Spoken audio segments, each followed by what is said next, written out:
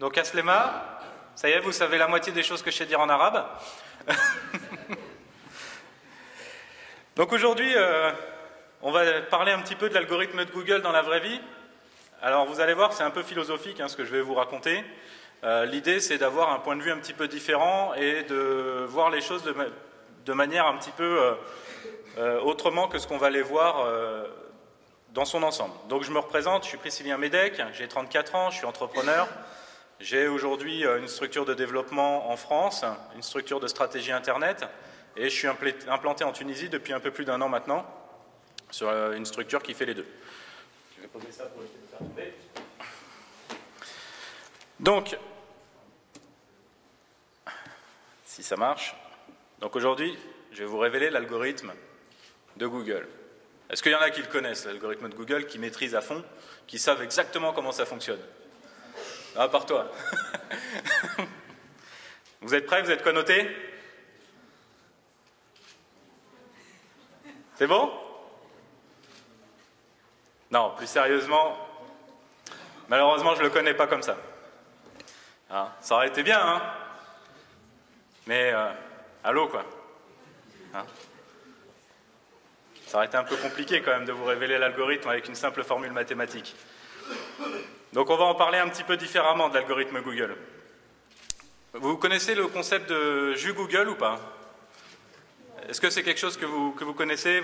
Parce qu'en France on en parle beaucoup, aux États-Unis ils en parlent beaucoup aussi. Est-ce que c'est... Enfin, qui connaît? Bon, ça tombe bien qu'il n'y ait pas grand monde qui connaisse. Je vais vous expliquer un petit peu comment ça fonctionne. Donc 1 plus 1 égale 1, on parle une, ou quand on est ensemble c'est l'amour. Mais dans notre monde, à 1 plus 1 égale 2, 2 plus 2 égale 4, comme ça devient selfish. On prend du pognon, on ne partage pas, mais si 1 plus 1 égale 1 ou 1 plus 1 égale 11, là c'est beau. Ce qu'il dit, c'est pas complètement idiot. Parce que, on parle de formules mathématiques, on parle d'additionner des choses. Et donc, sur Internet, pour reprendre un petit peu l'histoire du jus Google, donc Google, ce qu'il fait, c'est qu'il vous donne du jus. Donc on va dire que votre site internet c'est une tasse Tuni SEO, pas mal. À chaque fois que vous allez avoir des gens qui vont vous faire des liens, ils vont vous donner un petit peu de jus. Jusque là tout est bon. Plus on a de sites, plus on a de jus, plus on a de jus, plus on est populaire, plus on remonte dans les résultats de moteurs de recherche. Est-ce que au niveau concept, jusque là tout va bien? Mais dans la vraie vie, comment est-ce que ça fonctionne? C'est un petit peu similaire finalement. Quand on est tout seul, on a 0 interaction possible. Donc finalement, personne ne nous reconnaît, personne ne sait qui on est, personne ne sait ce qu'on fait. Normal, on est tout seul. Mais quand on a un réseau, est-ce que vous voyez un petit peu le concept du réseau ou pas? Qu'est-ce que c'est un réseau pour vous?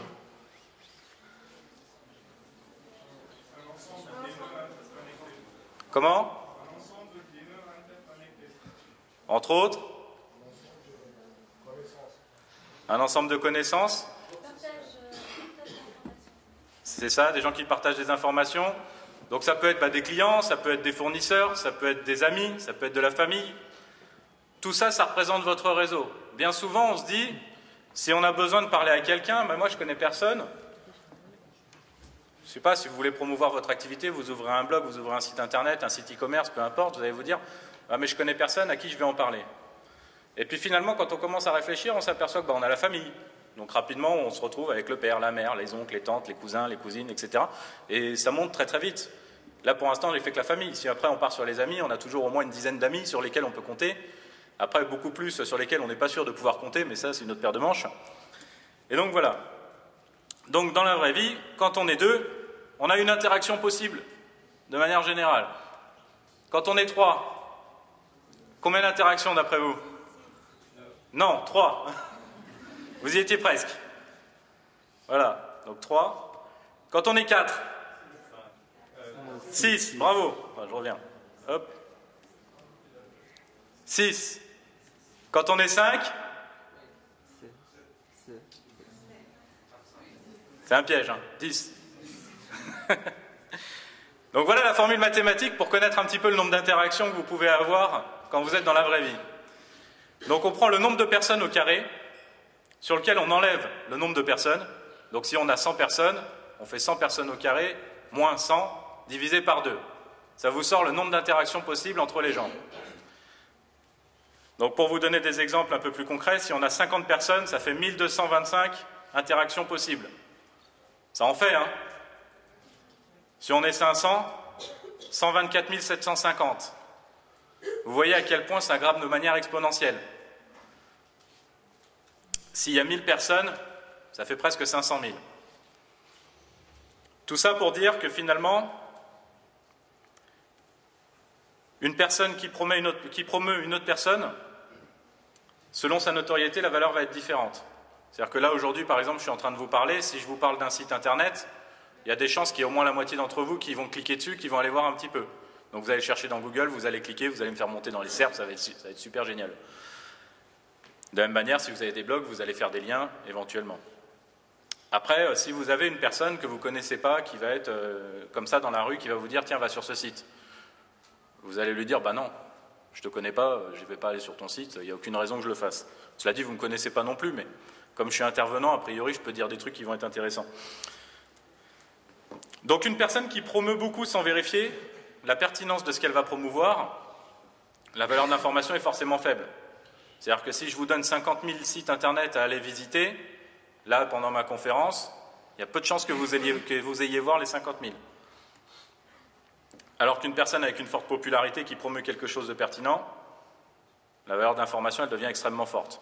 C'est-à-dire que vous avez quelqu'un qui est connu, qui va vous parler par exemple à la télé d'un site internet. En général, le site internet, il est HS dans la minute. Parce que tout le monde va voir. Donc finalement, quand on regarde un petit peu tout ça, qui c'est qui essaye de percer l'algorithme? Est-ce que c'est Google, où nous on essaye de percer son algorithme et de voir comment il fonctionne? Ou est-ce que, quand nous on est dans la vraie vie, ce qui se passe dans la vie, les liens qui sont humains, sociaux, de manière générale, est-ce que c'est pas ça que Google essaye de reproduire dans la manière dont on est référencé, d'après vous? C'est un peu ça, non? Quand on y réfléchit. Ça fonctionne un peu comme ça, le référencement Google. Plus il y a de gens qui vous font des liens, plus vous êtes pertinent, plus les gens sont des gens qui sont connus, plus la pertinence des liens, elle est importante. Je ne sais pas si vous êtes d'accord, hein, mais il n'y a pas beaucoup de monde qui me dit oui, donc ça m'inquiète. Ah. Et si on joint les deux, comme Chuck Norris, hein? Lui, il a réussi quand même à joindre deux avions ensemble, hein, avec un grand écart. Bon, il a voulu faire comme Jean-Claude Van Damme, qui avait fait ça avec des camions au départ. Mais bon, Chuck Norris, il a relevé un peu plus le défi, c'est-à-dire qu'il a fait un sapin de Noël avec des bonhommes au-dessus. C'est pas mal.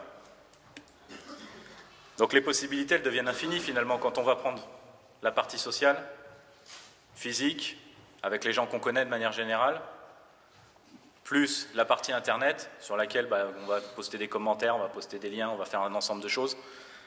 On se retrouve avec une possibilité infinie en termes de référencement, en termes de possibilité de gain de notoriété. D'ailleurs, vous voyez en bas à droite, hein, il y a marqué B2Biz, n'hésitez pas à aller sur le site, hein, mais vous le cherchez d'abord sur Google, après vous allez sur b2biz.fr, comme ça remonte très très bien dans les SERP. Parce que j'ai un b2biz.com qui est un homonyme, mais bon, c'est pas vraiment un concurrent, mais bon, s'il pouvait disparaître de la première page, ça serait bien. Si jamais il voit la vidéo un jour, désolé. Donc comment on peut exploiter les deux ensemble d'après vous?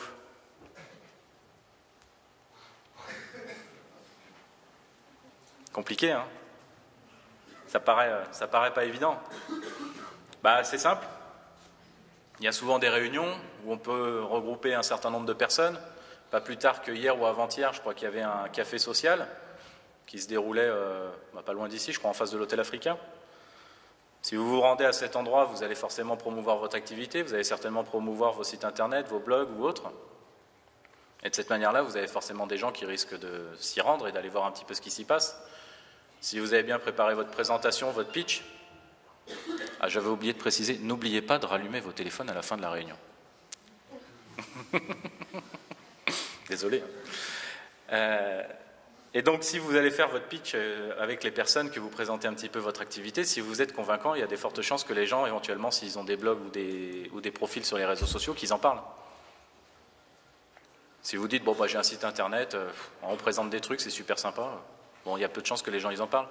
Par contre, si vous dites, voilà, j'ai inventé un concept révolutionnaire pour, je sais pas, faire du miel avec des abeilles, et si vous êtes super convaincant, le mec va dire, oh, c'est génial, on parlait de l'extinction des abeilles il n'y a pas longtemps, tu as trouvé une méthode pour faire du miel et tout, c'est super, ouais, je vais en parler sur mon blog. Bon, à ce moment-là, bah, vous avez gagné un backlink. Hein. C'est aussi simple que ça. Hein. Si vous en parlez à une dizaine ou une centaine de personnes, bah, vous avez des chances d'avoir un backlink. Donc ce qu'il faut, c'est bien préparer votre présentation quand vous allez parler de votre activité. Et à ce moment-là, vous avez des chances que des gens parlent de vous.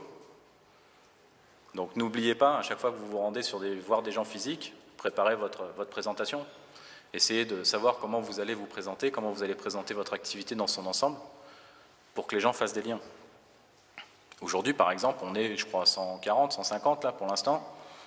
Je suis sûr qu'il y a des gens qui peuvent vous faire des backlinks si vous êtes convaincant. En plus, je suis sûr qu'il y en a qui ont des super sites pour faire des backlinks de qualité. Donc en résumé, communiquez avec votre réseau. N'hésitez pas à leur dire ce que vous faites, surtout si vous êtes des indépendants. Hein. C'est-à-dire les amis, la famille, les collègues. Bon, les collègues, souvent, ils sont au courant quand même de ce que vous faites. Mais les amis et la famille, on s'aperçoit bien souvent qu'ils ne savent pas exactement ce que les gens font. C'est-à-dire, vous savez que bah, vous avez un ami, ouais, il travaille dans l'Internet, mais je ne sais pas exactement ce qu'il fait. Et vous avez un autre ami qui va travailler dans le caoutchouc, mais vous ne savez pas ce qu'il fait. Et finalement, on s'aperçoit qu'on ne sait pas exactement ce que les gens font dans la vie, parce qu'ils ne vont pas le présenter de manière optimum. Et vous seriez surpris, enfin, je vous invite vraiment à interroger vos amis et de leur demander qu'ils vous expliquent quel est votre métier. Et vous serez surpris des résultats. Donc à moins que vos amis soient référenceurs avec vous, ils pourront l'expliquer, mais tous les amis qui ne sont pas particulièrement avec vous tous les jours, que vous voyez régulièrement, demandez-leur de vous expliquer votre métier, vous verrez qu'ils ne sauront pas le faire. Et c'est une certitude, je prends les paris. Vous pouvez même les appeler dès que j'ai fini ma conférence, vous verrez que c'est vrai. Donc travaillez votre présentation encore une fois là-dessus, faites en sorte que vos amis sachent ce que vous faites, comme ça ils pourront parler de vous. S'ils ne savent pas, ils ne parleront pas de vous. Si vous sortez un nouveau produit, parlez-en avec vos amis. Ils seront ravis de faire des liens sur les réseaux sociaux, sur Twitter, sur Facebook, sur leur blog, sur leur site internet, ou même de vous trouver des partenaires et des clients. Parce qu'un ami, il est toujours là pour aider. La famille, c'est exactement la même chose. Les collègues, ils sont toujours là pour aider, en général. Si vous avez des collègues avec qui vous vous entendez bien, donc attention aux relations avec les collègues.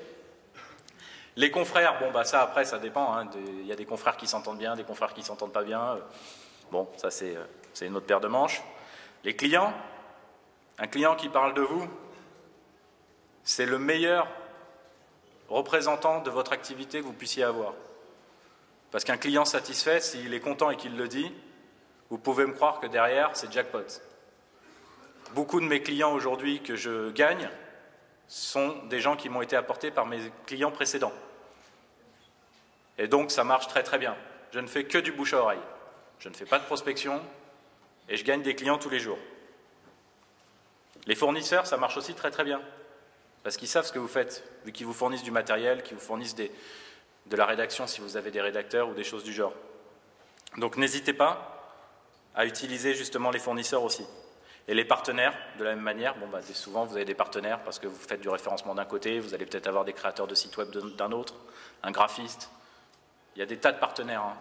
Quand on réfléchit, on en trouve beaucoup. Au début, on se dit mais j'ai pas de partenaire. Et en fait, quand on réfléchit, on s'aperçoit qu'il y en a énormément. Donc n'hésitez pas à faire jouer tous ces leviers et surtout utiliser les réseaux sociaux et les sites internet de votre réseau pour multiplier la puissance de votre notoriété. Est-ce que vous avez des questions ?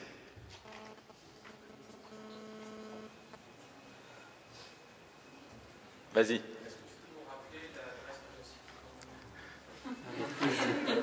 Alors, il me semble avoir dit qu'en bas à droite, il y avait marqué B2Biz, qu'il fallait rechercher sur Google et cliquer sur b2biz.fr.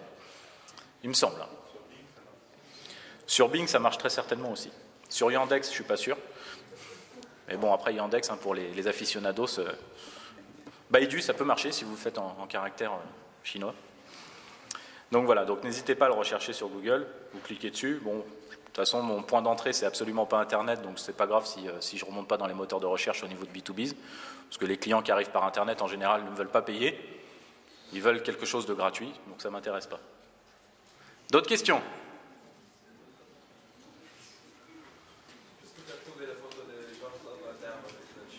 Ah, Si je te le dis, je serai obligé de te tuer. Allez sur Google Images. Et la citation est sur Google aussi. Est-ce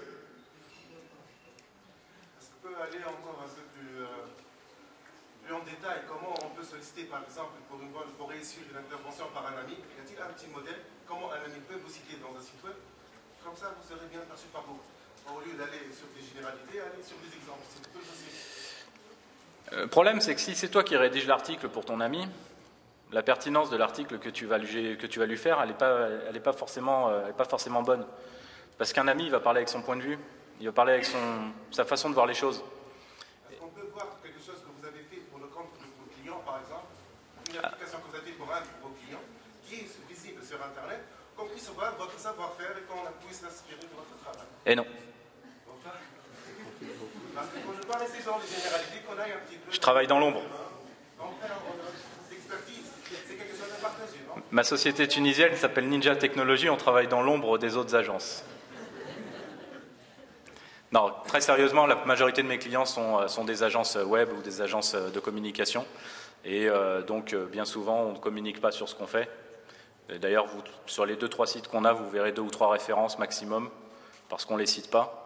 Mais on travaille avec des gens comme BMW, Longines, on a travaillé avec EDF, on a travaillé avec Kawaii. Non, ça, c'est des marques. Mais on a travaillé pour ces gens-là. Je ne peux pas te les montrer. Je ne peux pas te les montrer. Mais en pratique, si tu fais ta communication et que les gens vont parler de toi de manière naturelle, ça aura beaucoup plus d'impact que si tu leur rédiges un article en disant « Tiens, fais-moi un témoignage ». Comme je t'ai dit, aujourd'hui, moi, ma présentation est très philosophique. Hein. Je ne suis pas là pour vous donner un outil qui va vous permettre de faire du référencement via les réseaux physiques. C'est à toi de l'exploiter après, de manière générale. Moi, aujourd'hui, quand j'ai besoin de promouvoir quelque chose, je vais en parler avec mon réseau. Tu les vois, ton réseau. Aujourd'hui, regarde, tu as 150 personnes. Si tu as quelque chose à promouvoir, c'est l'occasion, non?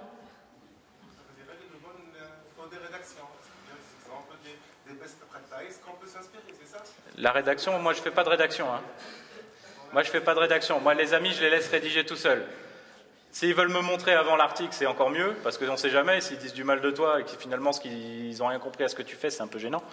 Mais il faut les laisser faire. Laisse faire les choses de manière naturelle. Surtout sur le réseau physique, le réseau social physique. Tu n'es pas dans une démarche où tu vas faire du backlink de manière générale sur Internet, comme ça, de manière sauvage. Tu es dans une histoire de promotion auprès de gens réels. Donc tu peux pas essayer de reverser le cerveau des gens en disant « bah non, mais tu vas en parler comme ça, comme ça ». Non, c'est les gens, s'ils ont envie de parler de toi, ils parleront de toi. S'ils n'ont pas envie de parler de toi, ils ne parleront pas de toi. Maintenant, de la manière dont tu vas parler aux gens, ça leur donnera envie plus de parler de toi ou pas. Comme je disais tout à l'heure, si tu arrives devant quelqu'un, tu dis « ouais, j'ai un site où on vend des trucs super géniaux, tu devrais y aller », il y a peu de chances qu'il y aille. Par contre, si tu as un argumentaire qui tient la route, que tu fais en 1 minute, en général, l'argumentaire d'1 minute, c'est plutôt pas mal. On appelle ça l'elevator pitch. Tu fais ton argumentaire en 1 minute. Si ton truc il est bien travaillé, le mec il va dire « ok, ça m'intéresse ». Et donc dans ces cas-là, il va aller voir et éventuellement il va en parler. Mais il ne faut jamais forcer les gens. Hein. C'est-à-dire que les gens, ils décident de parler de toi ou pas. Vous êtes d'accord que le benchmark est très important de voir les gens, qu'est-ce qu'ils sont en train de faire pour promouvoir sur les sites des collègues, des amis, des réseaux. Là, on veut voir un benchmark de votre part pour qu'on puisse apprendre et le savoir encore peut partager, non? Et c'est ça le mérite d'avoir une présentation auprès d'un professionnel et non pas un enseignant universitaire. C'est gentil, hein. C'est gentil ce que tu me dis là, mais je n'ai pas préparé de benchmark à vous montrer. Si j'avais su que tu me poserais la question, je t'aurais préparé quelque chose et puis je t'aurais montré des résultats. Mais bon, là je n'ai pas préparé. Bonjour. En fait, dans le cadre de... c'est-à-dire de pousser les gens de parler de vous, est-ce que vous pensez que ceci devrait être fait d'une manière spontanée ou même on pourrait exploiter une stratégie dans laquelle, par exemple, on peut monétiser des influenceurs et donc... si tu rentres dans de la monétisation, ça devient plus spontané. Oui, justement. Est-ce qu'une des manières dans laquelle on peut travailler, c'est de cibler les leaders d'opinion, des influenceurs détectés et essayer, pas monétisation, mais une forme de compensation d'une manière ou autre. Voilà. Qu'est-ce que vous pensez de cela? Bah, la monétisation sur les personnes physiques, moi je ne suis pas particulièrement pour, parce que ça veut dire que derrière ils ne vont pas être spontanés et puis ça ne va pas être très objectif finalement quand ils vont poster leur avis ou quand ils vont parler de toi. Je pars du principe que sur la vraie vie, il faut vraiment que les choses soient extrêmement naturelles. Parce que tu prends une personne, je sais pas, je vais te prendre toi par exemple, tu as Facebook, tu as certainement Twitter, tu as certainement aussi un blog, un Pinterest, un Instagram, etc. Et donc rien qu'avec toi, on a 4, 5, 6 canaux de communication. Et peut-être même plus. Et j'espère même plus. Donc si tu viens à parler de moi, il vaut mieux que ça soit de manière naturelle parce que c'est toi qui vas choisir de quelle manière tu vas parler de moi. Or, si je vais voir les gens et je leur dis bah, toi tu vas parler de moi sur Facebook, c'est-à-dire que tout le monde va parler de moi sur Facebook. Donc on fait ce qu'on appelle un footprint, c'est-à-dire qu'il y a une marque en fait, qui est ancrée, où on va avoir tous les liens qui vont venir du même endroit. Et je pense que ça n'aura pas la même pertinence. Alors que si les liens viennent d'endroits totalement disparates, ça aura beaucoup plus d'influence de manière générale. Et rien que sur du référencement local, on en parlait pas plus tard qu'hier soir quand on était en train de passer la soirée ici. Sur un référencement local, si tu prends 100 personnes ici, on va vous faire cliquer sur un lien et on verra qu'à la fin de la journée, le lien aura remonté dans les SERP. Donc ça montre à quel point finalement le physique est encore important. Et aujourd'hui, beaucoup de gens se focalisent que sur la partie Internet. C'est ça que je voulais véhiculer avant tout en fait. Hein. C'est-à-dire qu'il ne faut pas oublier que derrière, il y a des vraies personnes. Il ne faut pas juste faire des sites pour faire des sites, juste pour parler avec le robot de Google et rien d'autre. Derrière, il y a des clients, il y a des gens physiques, il y a tout ça. C'est surtout là-dessus que je voulais insister. Je ne voulais pas donner de méthode miracle pour faire du référencement. Désolé. D'autres questions? Alors, Cécilien, ouais. Je te propose juste de faire ta question mug, mais directement au bas de la scène, si ça ne te dérange pas, pour que je puisse installer le matériel de Mickaël. Non, parce que j'ai encore des slides. D'accord, très bien. J'ai 2 slides encore. Alors, je te laisse faire comme tu l'entends. Bon, alors la question pour gagner le mug, à 50 personnes, combien on a d'interactions possibles? 12 000 à 1 000, 25. Donc c'est bien ça, la réponse était 1225. Bon, pour finaliser, hein, bien sûr, c'était un point de vue de réflexion. Je ne suis pas en train de vous donner une méthode miracle pour faire du référencement, par contre je suis juste en train de vous rappeler que des fois les fondamentaux sur les personnes physiques peuvent avoir de l'influence et peuvent vous permettre de faire des choses de manière différente, de manière générale. Mais je serais ravi de parler avec les gens qui veulent éventuellement qu'on parle de résultats de cette manière-là. Tu as une question?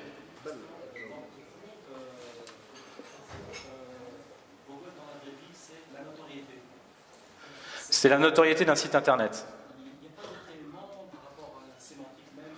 Si, bien sûr. Mais il y a aussi le point de vue notoriété. C'était juste pour aborder le point de notoriété. Après, tu vas avoir la sémantique, tu vas avoir plein de choses qui vont rentrer en ligne de compte. Tu vas avoir la manière dont tu as fait ton site internet, comment tu as fait tes silos de contenu, etc.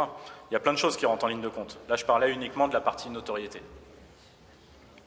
Et là, vous avez le deuxième mot que je sais dire en arabe. C'est pas mal. J'en connais au moins 2. Merci à tous.